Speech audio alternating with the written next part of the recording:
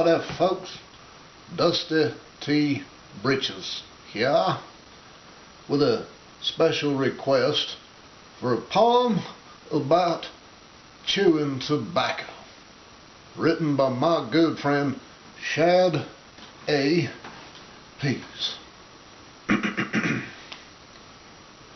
There are 3 times in any man's life when they hadn't ought to chew.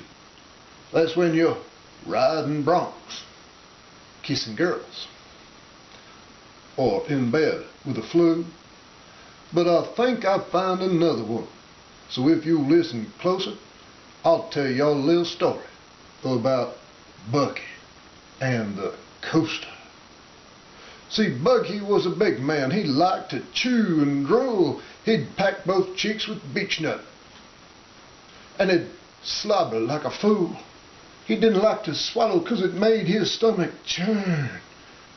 It always seemed to happen though. So when would Bucky learn? Now the carnival come into town on a hot midsummer day. We did the chores, showered, went into town to play, and Bucky packed his cheeks up till they looked like a chipmunk's stash, and he slobbered into a bottle that he kept up on the dash. At the gate we bought our tickets, and we journeyed through the course till we saw this roller coaster, and the sign above called it the G-Force. Bucky turned towards me with a glitter in his eye, and he says, "You know,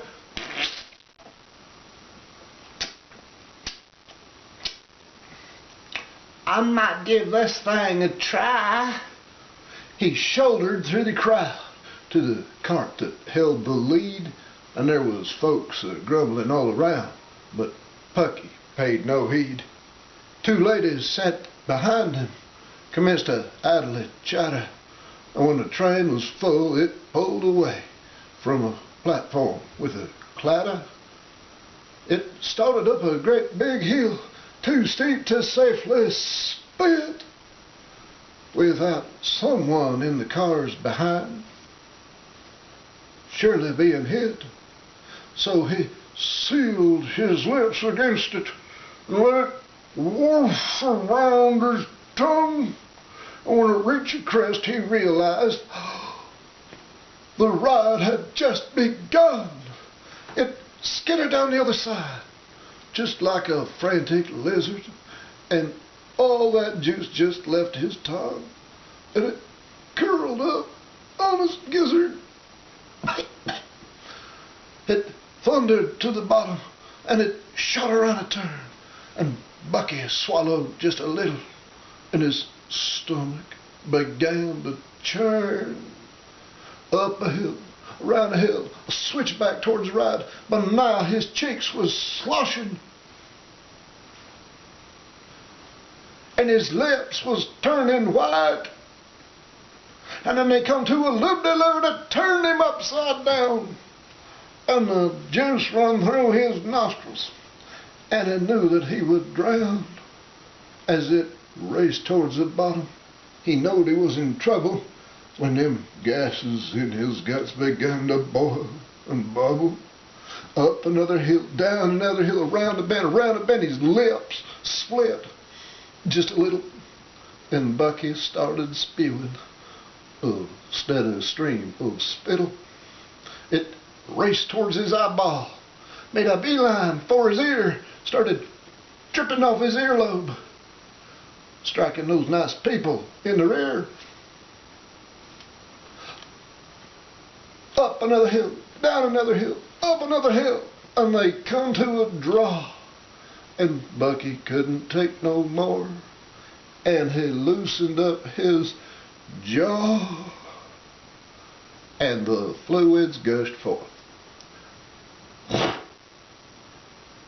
like a snow tire through the mud, and the screams which issued from behind was enough to chill the blood. And then it happened, he lost both of his chews, and he heard one go blah, blah, blah, blah, the other blah, blah, blah, blah.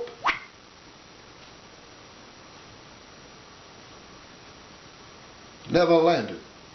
and he wondered where it was at. Round the hill, down the bend, a platform holds the view.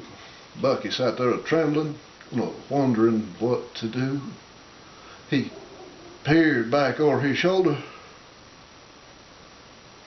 and he scrunched down in his chair as 40 eyeballs glared at him with spittle in their hair.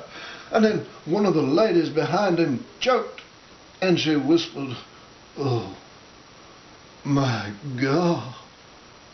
And she opened up her mouth, and out came Bucky's missing wad. She plunged out the cart, looking green around the gills, clung dearly to a trash can. Did what most folks will. Bucky, too, shot from his cart like a race horse on the track, with 20 people following, crying, "Bucky, you! Please come back." But he beat him to his truck, raced out of the parking lot. Now he don't go to town no more for fear of being shot. You'd have thunk he'd learned his lesson, but he's something of a booster. Brags on how he got 20 people chewing on a coaster. Now there's a moral to this story, and it ain't that hard to find. You see a cowboy on a coaster, riding front and not behind. That's all for now.